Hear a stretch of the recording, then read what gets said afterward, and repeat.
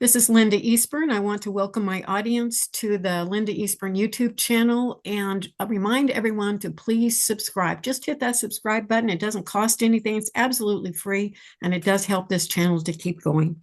My guest today is John Allen. And John, I welcome you to the show. Thank you very much for having me, Linda. It's a pleasure to be here. Well, I appreciate it. And first of all, why don't you just tell me how you became interested in Bigfoot?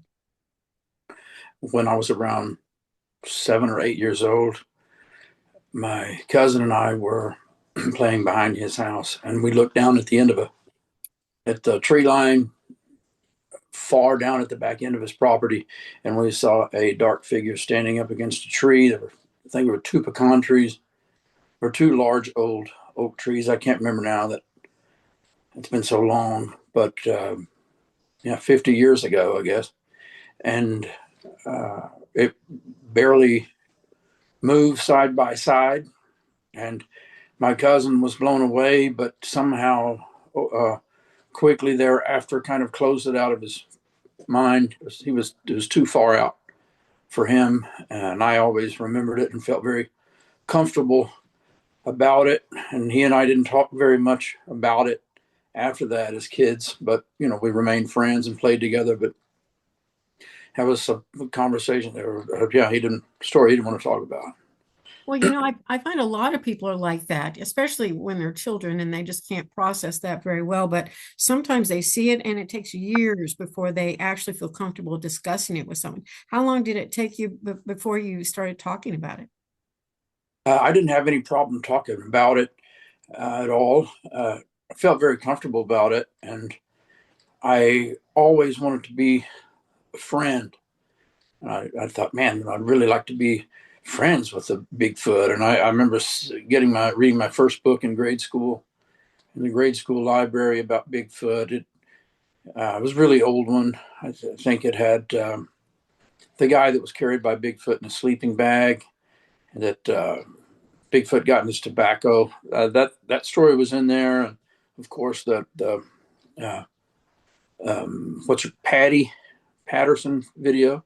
Mhm. So that was about that era. I think the book was written somewhere in the 70s, and I loved it. I just drank the book and thought it's just so mysterious. I really want to become friends with that guy or that fan. It wasn't until years later I realized, man, it's a group of people and its whole family, and they've been there for generations, and it's not just one Bigfoot running around.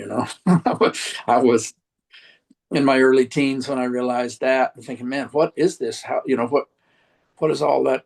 I can't wait to figure more about that out. I want to be friends, but I was a musician for most part of my life, and I traveled a lot. I lived in Berlin, Germany for over a decade, so I wasn't in, uh, couldn't be in the woods then, and lived in cities. I lived in Dallas and Nashville and so on. So finally, after living in Berlin, having kids, and moving back to Texas from Berlin, was kind of home, and it all came back. And it it started with me seeing a guy on YouTube video named Thomas Hughes.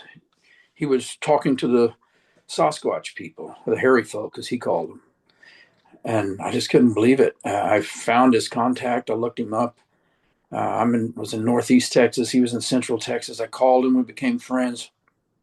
He said, "Yeah, I mean, since we're talking about Sasquatch and Bigfoot, there's a Sasquatch female lady up in your neighborhood, Johnny. Uh, she's like a medicine woman or something of her clan. She knows you, and she's trying to talk to you. Has been over the years, especially when you were a kid, but she's trying to talk to you now." And I didn't know. My jaw dropped, and I started shaking, and was excitement, and that's what I wanted: communication, friendship, and he translated back and forth for us a little while, and I took a lot of advice. I took a lot of advice on how to learn to feel, how to stop, how to close my eyes, how to take gifts, how to not have expectations, go back again, leave more gifts. I learned what to look for and find that they leave me gifts. And I learned to have patience, and I learned to, took a long time, over a long time. And Well, let me get this straight now. Was the medicine woman a real person or was that a Bigfoot? Sasquatch female lady, named her Tajiate, and I used to call her, or she said I could call her Taji for short. I wrote a blog about her starting around 2014. It was a diary at first because the adventures were just happening in my life fast. I think me having been away from home so many years and coming back, it was like all coming at once, what was destined to happen, I guess. And uh, just happened for me overnight. I got to talking to her. It was like I learned to ask very simple yes no questions. I would ask her a question and I would feel a yes. I would ask her a question. I would feel a no. I would ask a question. I wouldn't feel anything. So I would reword the question where I could get another. And so I learned mind speak this way. And those yes no answers, question and answers turned into a few words. They turned into sentences. And today with mind speak for me, uh, I guess it's called, I guess it's thought forms. There's a lot of terminologies. I don't know what people use out there. I know this telepathy is a word. I don't know if it's telepathy. We call it mind speak, unless that's what Thomas and I call it. And I learned to communicate with her and figure out her name that way. And met a lot of Sasquatch people. There's Togranu, who's a sentinel in her clan. Uh, Hotame is another Sasquatch man up at the lake where we used to go, and he doesn't really want to have anything much to do with us, but he's okay with us being there. We took our kids there, my wife and I, as our daughters were growing up. We'd go to those woods and lakes, and we always took gifts and So showed the. these were so the ones in the woods up there, those were flesh and blood, or at least to some degree, but you were communicating with them telepathically or through mind speak. Is that right? So let me answer your question this way. This might make sense. So one time, my Native American Indian brother and buddy Bone and I were in at midnight under a full moon, and I was talking to Taji through mind speak, and I saw her body probably about 20 yards away, and she wasn't speaking, but her body was there and had a pleasant face, but I could barely see her eyes. Face was pretty dark because it was a full moon, but I could see her long hair and her body kind of crouched down in the weeds. But I know that she wasn't talking with physically. So I saw her shimmered in like that a pretty good amount. It wasn't like a typical, I've never seen a Sasquatch that's been completely 100% typical flesh and blood. They're always a little blurry, um, and faded in enough. I've been touched before. I've been on my ball spot. I've been touched on my back of my hand once by a different one. Um, so that it's physical enough, but it's not completely physical like two human beings standing face to face. But anyway, hope that answers your question. I was communicating with her mind speak, and as I saw her body, not speaking, not physically moving anything, just staring at me. Yeah, it does. So you've seen some of the physical aspects of the Bigfoot, but you've also had this other part that whether they're present to speak physically speak to you or not, they're speaking with you through mind speak. Yes, it is it's a parallel world, and so look, man, that I'm not a specialist, especially in this, Sasquatch. There are no such thing as experts and specialists, but I'm certainly not when it comes to differences between dimensions, vibrations, densities, all that stuff. Uh, I don't know what all the difference is, but I do know that all matter vibrates. That's been scientifically proven. All matter vibrates at different frequencies, different speeds. Our eyes only pick up 0.035 of the light spectrum, which is nothing. And I know that human beings base everything that we think we know on only what our eyes can see. So there's a whole world out there that humanity is unaware of. So in this existence, where the Sasquatch people communicate with me, and where I can see them, and uh, it's a reality that's all around us, parallel to us, at the same place, the same moment. But it's just a vibration away where you can't see it, but you can feel it. You know, you can, if you feel it, then trust your feelings and go with it. I see Sasquatch people easier when I close my eyes. And I've learned to do that. It wasn't on at the beginning, but I can feel them really easy when I close my eyes, uh, and then I can look at that way. I can look over there where I felt them or saw them with my eyes closed, and then I can kind of see a difference of light frequency or something, and I know they're there. Yeah, I hear this often from people. I just did an interview a few minutes ago, actually, where they were talking about some of the very strange things that happen in when they're in the presence of Bigfoot.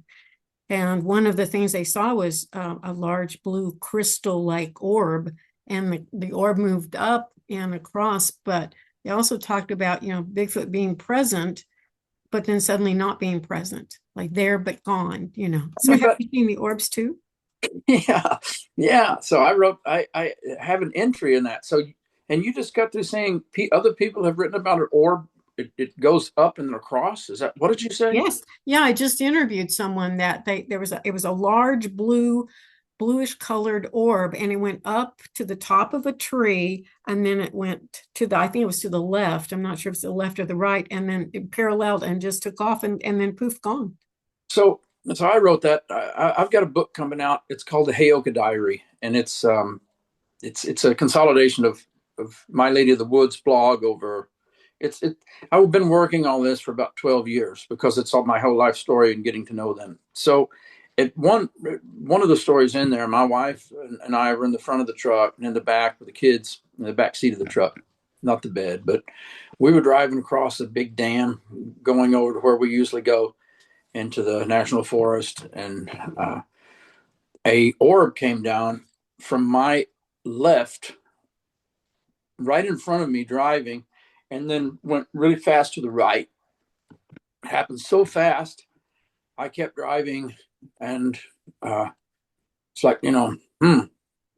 I looked at my wife, and she kind of was looking ahead, and she kind of looked at me, and we kind of looked at each other back and forth, and she said, "Did you see that?" I said, "Yeah, I didn't know whether to bring it up. You saw it too?" Yeah, and she ended up seeing more than I did. For me, it was just a kind of a ball. I don't even remember a color so much. It's a more transparent ball. I can't remember the color blue, but it came down from my left and went right across. And she can remember it being more uh, translucent, however, more metallic like. I don't know if she mentioned a color. It's been a while, but that happened. And so I did ask Taji about that later, and she said that we were scanned. And I asked her what scanned by who for what, and she said that the Sasquatch people work together with Star Council of Elders, our Star family, on many different ways, and so on. And I said, "What? Why are you scanning? Why was me and my family scanned?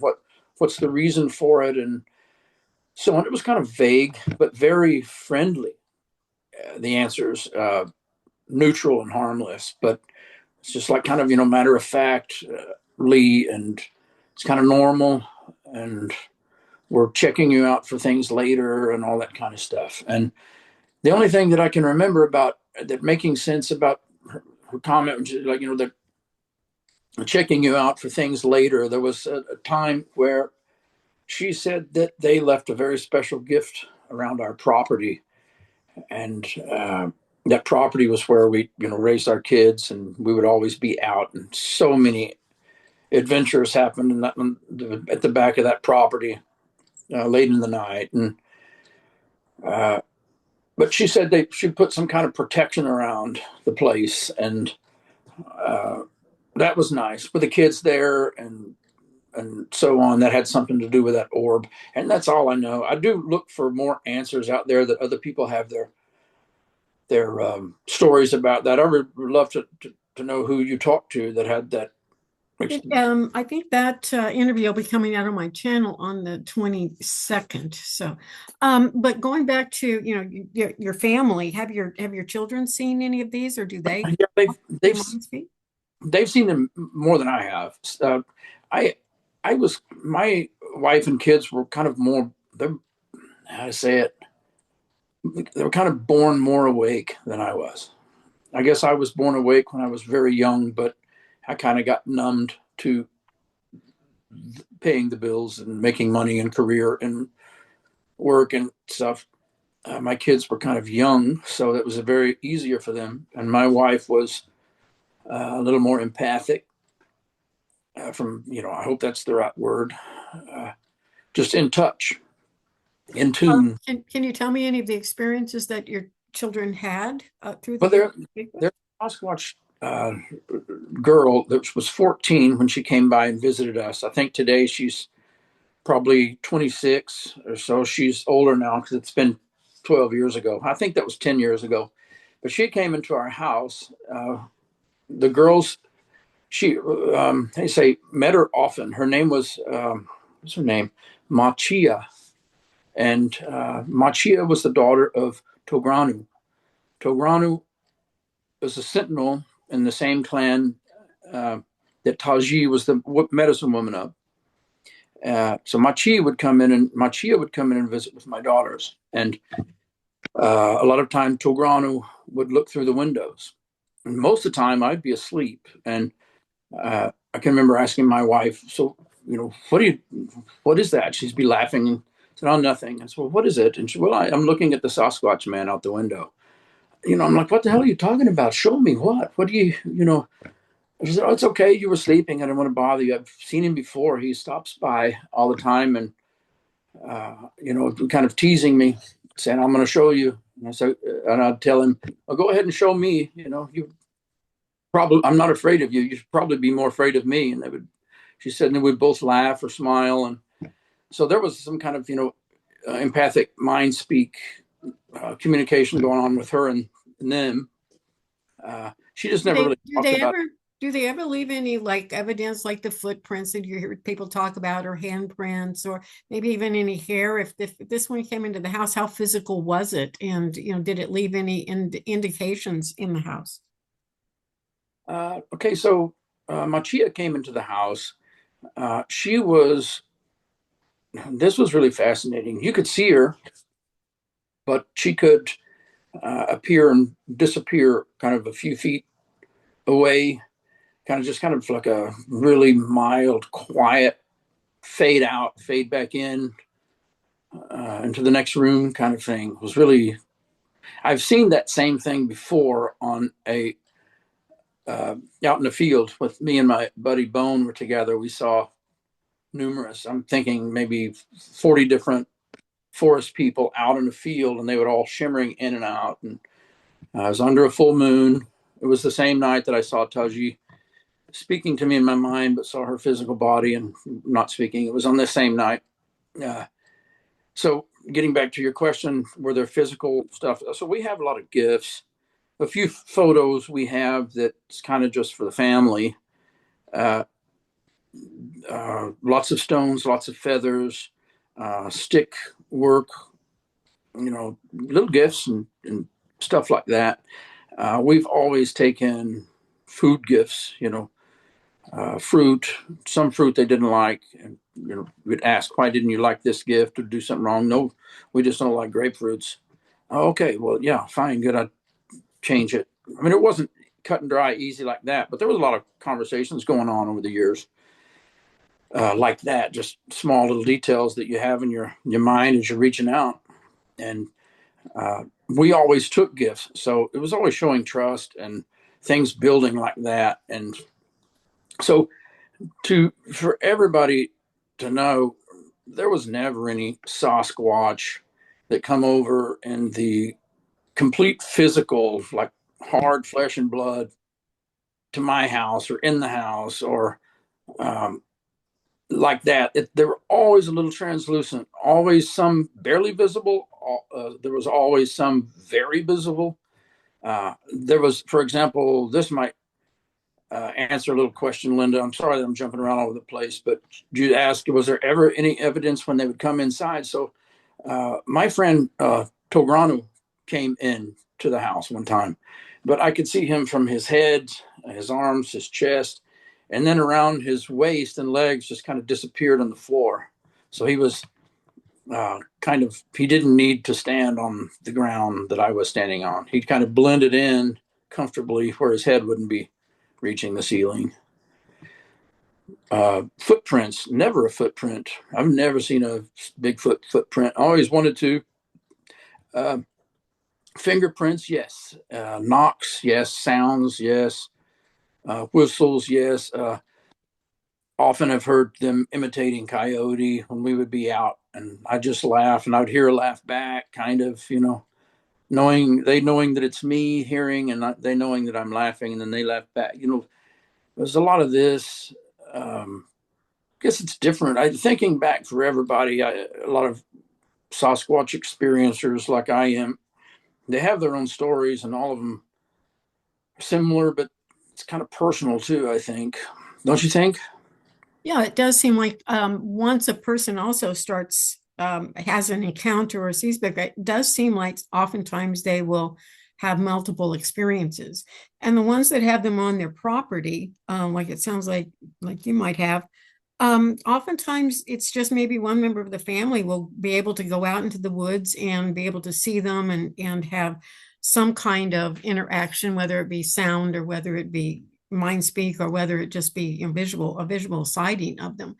But It was all four of oftentimes us. oftentimes not everyone in the family can see that. They don't have that experience necessarily with them. But then again, they will often have, the footprints and, some of the remains of a physical being as well at times, too. So There's been fingerprints on windows and stuff like that. Never footprints. Uh, there are more other things. I can remember Sasquatch people showing up whenever I'm really focused and stuff. And I can remember the sound, everything around in the night, just dead silence. I mean, I can hear my own ears ringing on the inside. Everything is so quiet, and then every hair on the on my skin standing straight up. It's a very electric, literally electric feel. It's a very electric, and it's exciting. And at those moments, I've never ever felt more love in my life. It's just so much love. If I could leave this interview with anything else, I would say it's more love with them than anything else. It's a lot of fun, but it's just love. I love them so much. They're beautiful people. I mean, they joke, they love their kids, they respect their elders, they respect you, they honor, they never give up, they never quit. I mean, those are the things like that is what I've learned with all of my conversations with them. And the conversations with them was more important than a feces sample or a hair sample or a footprint plaster cast or stuff. Researchers are going to argue this stuff, you know, forever. Researchers will always research. Experiencers like me don't need any of that. You experience them and you're content. And I hope they don't come around and are seen on my property actually instead of, just because I'm enjoying the conversation so much. It's the back and forth, and I love it. some of what that you've described about how they kind of appear and disappear and sort of, kind of come and go in an elusive way, it sounds remarkably similar to ghost activity, where a person will appear and sometimes they can be very solid. They can have a conversation with someone, they can pick something up and carry it across the room. They can appear as if they're a real, in the flesh and blood kind of human being. And then, other times they're very elusive, like you talk about. Would you liken their energy similar to like a ghost type of activity? Well, I know they're not ghosts. I will say energy. I feel that I know exactly what ghosts are, and there's not much mystery there for me. I'm not a big religious dude. Uh, I'm very spiritual. I have a great relationship with our Creator, God. I know that Jesus is everything that Jesus said he was, just not what religion's made him out to be. So, uh, with ghosts and hell and heaven and all that kind of stuff, I kind of feel a lot. I don't feel fearful about any of that at all. Uh, so, the in answer of your question, there are a lot of similarities because they sound the same. You know, being able to be half invisible or appear, disappear, and so on.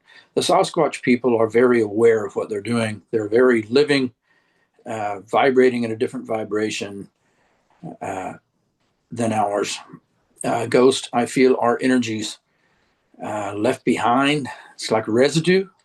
And also, if you've ever read the Himalayan, I think it's the Book of the Dead, uh, somewhere up in Shangri-La, Tibet, Tibetan, yeah, there it is, Tibetan Book of the Dead. Uh, it explained the different levels or the, life here. We leave our body behind, we go to the next, we go to the next.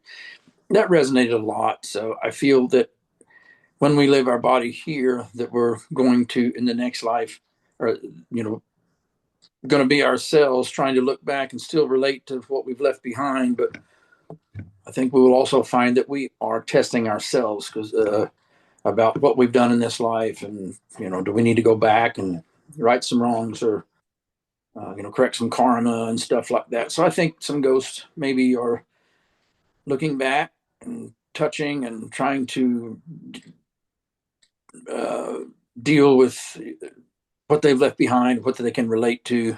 Maybe they're on different areas of their journey and the next place that they're going. So I think that, and I hate to say think, I like to say feel. I feel that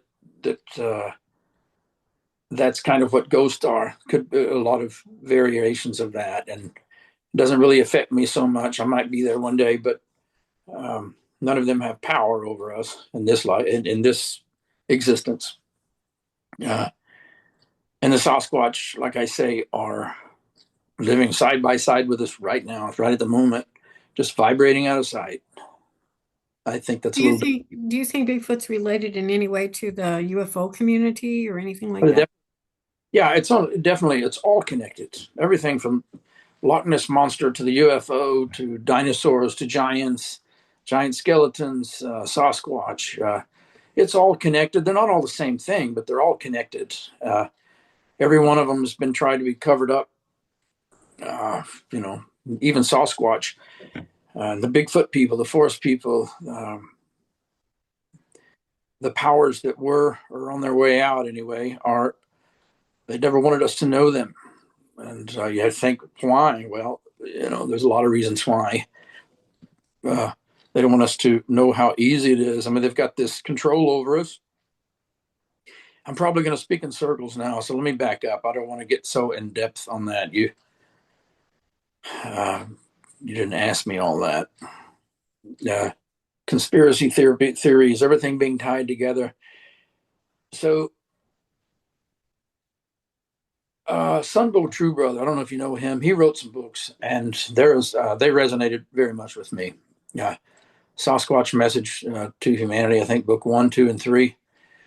Book 1 and 2 resonated a lot. There was a part that was in there that just spot on for me, and it's how our Star Council of Elders, our seeding star family, inserted their DNA into the fish people, millions of years ago, the first beings on this planet. Then the lizard people, not the Draco reptilians, but the lizard people here, indigenous to this planet. The ant people from Hopi legend. Uh, what else was there? The bird people from Egyptian legend and stuff. Uh, Toth was supposed to be a bird. Um, then there's the lemur people, which are the Sasquatch, and then there's the monkey people that are us. But the reason why we're all related DNA wise is because of the Star Council of Elders, or the seating race, seated us. And so I didn't think all of that and that out, and I didn't hear that from a Sasquatch person. I read it in Sunbow's book, but when I read it, I just drank it. It's like, yes, that's right. I feel it. I know that to be true. So something's similar. So yeah, they're definitely connected. Star found family and us and the hairy folk. The hairy folk just been here longer. I think they have never let themselves be controlled like we have. They've always been connected with the Star family, Star Council of Elders, and Do you we think that we're related in some way? Our DNA is somehow connected with the Bigfoot? just like I said, uh, we're related. The reason we have the same similar DNA is because the Star family has taken their DNA and put it in both of us. They come from an ancient lemur. We come from primates.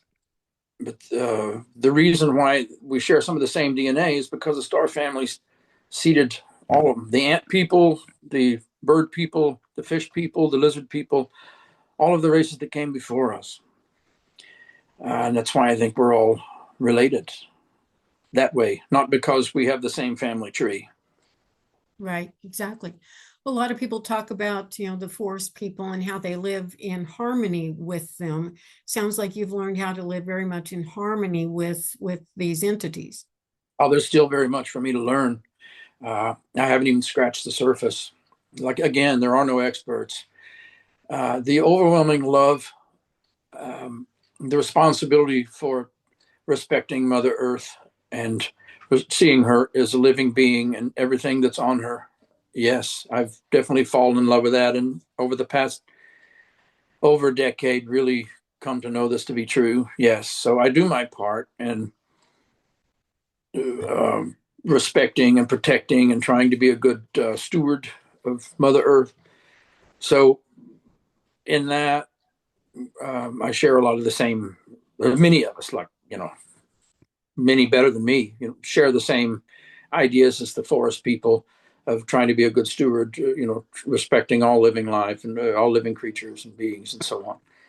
That's Oftentimes when I do interviews, and I have about 450 some interviews I've done thus far. And of course, there's a lot of different, perspectives, I guess, upon Bigfoot, but oftentimes I'll hear that, they'll be in the woods and, there's just a lot of roaring sound, like they don't want them to be there. Do you think that oftentimes Bigfoot is trying to remove some of the human element from their environment? yeah. So there's a lot of that. So all number the man, I've spent 12 years getting to know these people. So there's a lot of conversations and a lot of walks and a lot of mid after midnight drinking a beer at the back of my property and with a beer buzz and having discussions with the people, and then the next morning on walks and early morning. So there's a lot of that over 12 years, and there's a lot to it. Okay, hold on a second. A lot to it. Scatterbrained. What was your question? It was about the experiences that people have, like they'll be out in the woods and they start hearing this commotion, these loud roaring sounds like, and my question really was, do you think that Bigfoot is just trying to get them out of their environment? So yeah, so the forest people have told me many times, don't come tonight. Or my daughter and I were getting out of the truck at one time, and overwhelming feeling, get back in the truck and leave. Not tonight. There was the Sasquatch people told me at one time, take your family, get back in the car and leave. You don't want to walk down these trails today because there were like black ops people. Uh, what they were doing, I don't know. I can only speculate. Just told to leave. Sometimes we were told to leave because there were hog hunting in the area. Other times we were told to leave because dog people were hunting in the area. Uh, let's see what else. Yeah, hollering and stuff. I don't know about all that. That in Texas is pretty. It's a pretty rough place. The hairy folk around here are wired a little different than they are at up in Canada and the Pacific Northwest, around Mount Shasta and all of those places up there where it's so beautiful. Here in Texas, they're a little hotter, and I've had big experiences from Sasquatch that are moving up from the South America up to North America. They don't want to have anything to do with human beings. I mean, nothing. Their rainforests have been destroyed. Uh, Many of them have been lost, wiped out. I've tried to leave gifts when I knew that like certain family was passing through the area. The men would not even recognize me, but and the women. There was one woman that said to me through Mind Speak, "I know what you're trying to do. Forget about it. Turn around right now, and go back. Take your gifts with you. Nothing, no hard feelings. More or less, that was the feeling I got from you." And so there are those, but they won't physically. They won't go out of their way and physically, kill you when you're in the woods unless you're, you know, endangering their own kids and stuff. But man, I don't even carry guns anymore in the woods around here. I mean, I do if I go hunting, and I seldom ever go hunting anymore. Don't need to. We've got grocery stores, and I certainly don't hunt for sport. Never did that. But if I were to, kill a deer and have it processed and put some in my freezer, and I share other two needy families, the rest of it. So if I were hunting, I'd carry a gun. But I never carry a gun anymore. I don't even carry a phone or camera, and I have the most peace that way. It's never any question. And with the Sasquatch people being around and me knowing a lot of their names and having had conversations with a lot of them, and I don't worry about it. I mean, they're the ones that kind of told me about the Sasquatch people from South America. There's a lot of stories I've written about. Uh, I've even met a Sasquatch man coming through that was from Louisiana that was misplaced by Hurricane Katrina. He came through. He was alone, but visiting the clan that I say my clan: Taji, Tograno, Hotame, Machia, Tilo, quite a few others. Do you think they migrate quite a bit, or do you think they pretty much stay in a certain given area?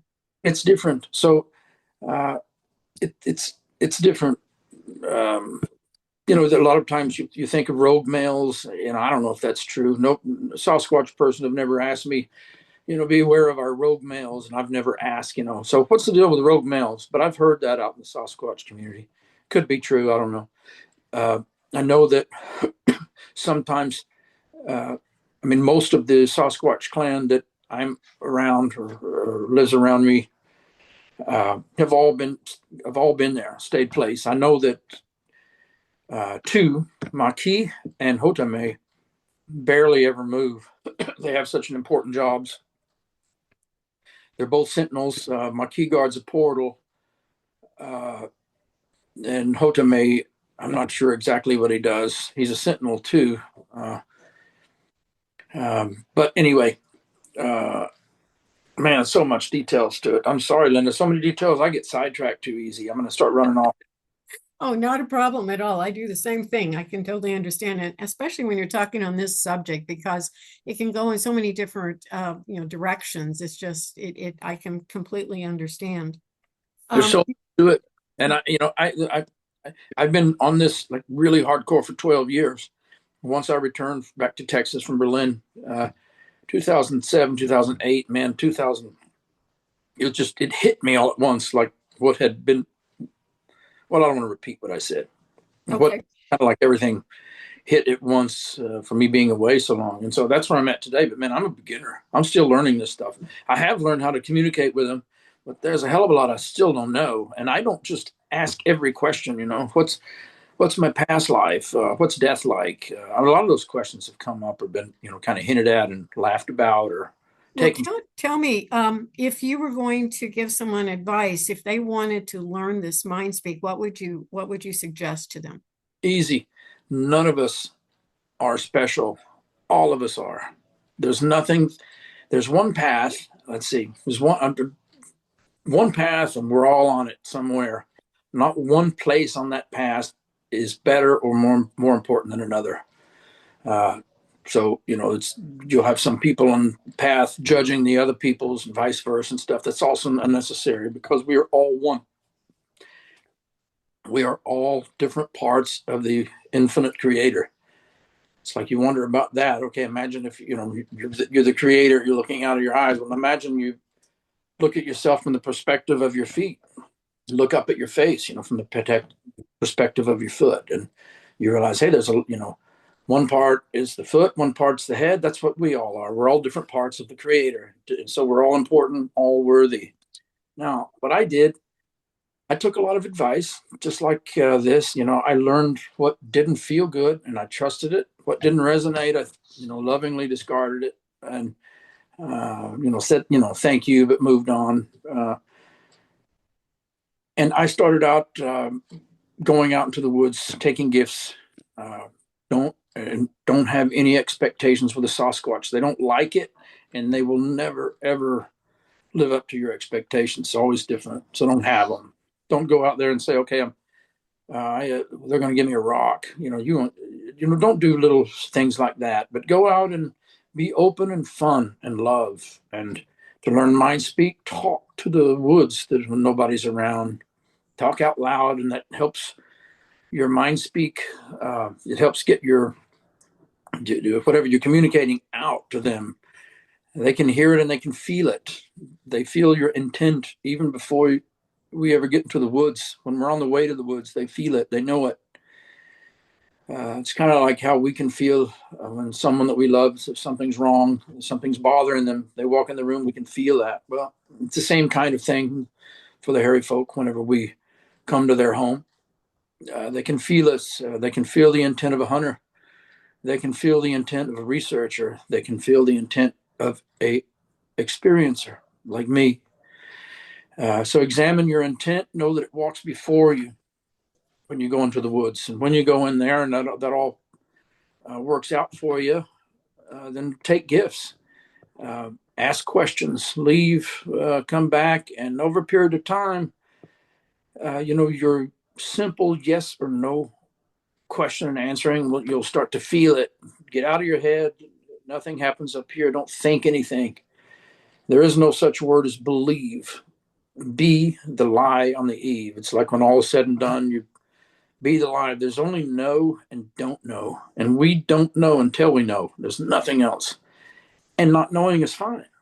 So, in order to know, we go out and, we listen to the words, the yes nos slowly becoming more words, the words turning into paragraphs and scenery, and that turns into complete downloads or thought forms. And the way I communicate now, a lot of what I received started off with simple yes no questions.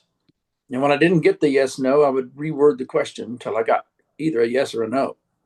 But now it's like downloads. When I'm speaking with them, I feel about something, and I'm already getting a whole, not only um, the answer, but it's also the why and the history behind it and stuff. It's not just an explanation. So we're really deep. So it's kind of like a bond anymore, and that took years. But getting started is fun. Every aspect of it has been fun along the way, and I'm still just a little kid in a candy store. I've got a lot to learn, and I hope that never changes. Exactly. So what would you want to leave the audience with? What message would you want to truly share that we haven't talked about yet? Um, hmm. Well, I guess no one wants to take advice from anybody, and I'm no exception. But for what it's worth, let love be your guide. As you examine your intent, remember that everything is love. Everything is made out of love. Um, have fun.